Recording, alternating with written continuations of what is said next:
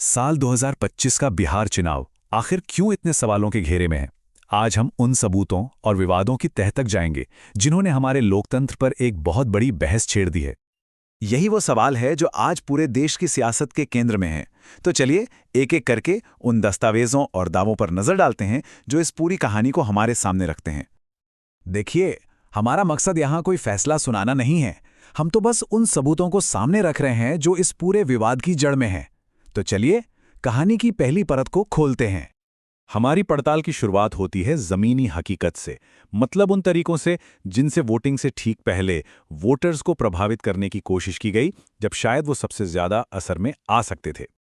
तो देखिए, चुनाव को निष्पक्ष रखने का एक बहुत ज़रूरी नियम है आदर्श आचार संहिता, जिसे एमसीसी भी कहते हैं।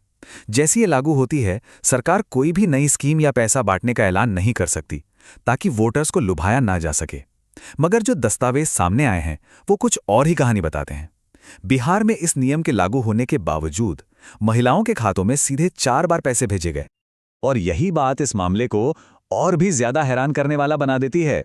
अगर हम इतिहास देखें तो चुनाव आयोग ने हमेशा ऐसी योजनाओं पर फौरन एक्शन लिया है, जैसा कि दूसरे राज्यों में हम देख चुके हैं।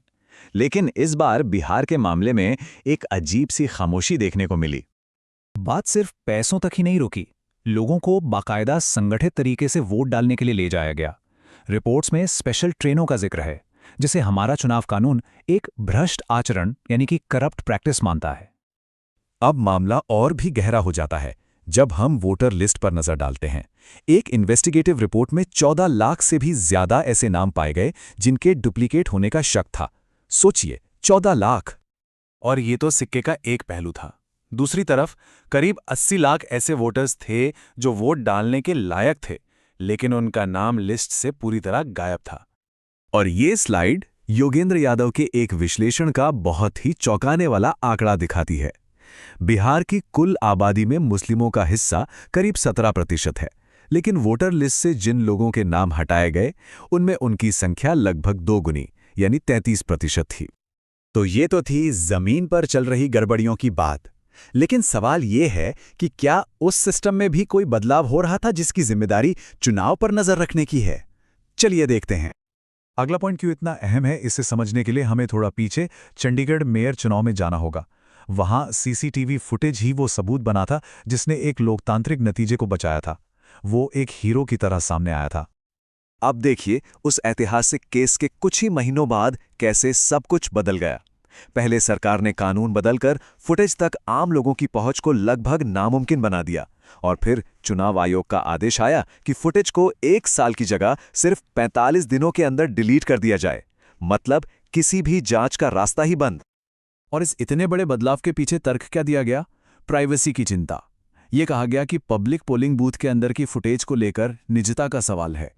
बिहार में जो कुछ भी हो रहा था वो असल में एक बड़ी तस्वीर का छोटा सा हिस्सा था, और वो बड़ी तस्वीर थी खुद चुनाव आयोग के अंदर हो रहे बदलावों की।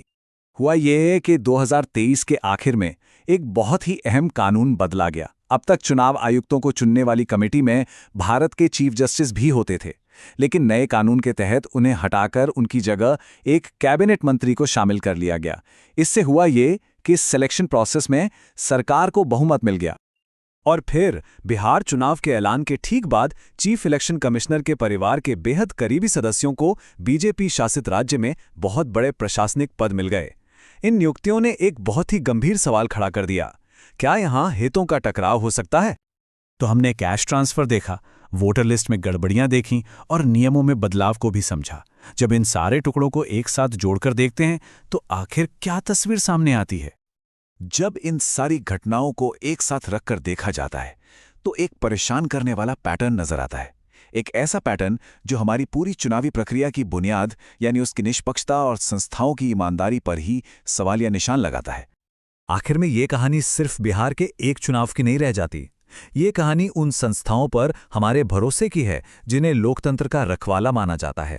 और ये भविष्य के लिए एक बहुत बड़ा सवाल छोड़ जाती है कि अगर खेल खिलाने वाला अंपायर ही सवालों के घेरे में हो तो फिर खेल कितना निष्पक्ष हो सकता है।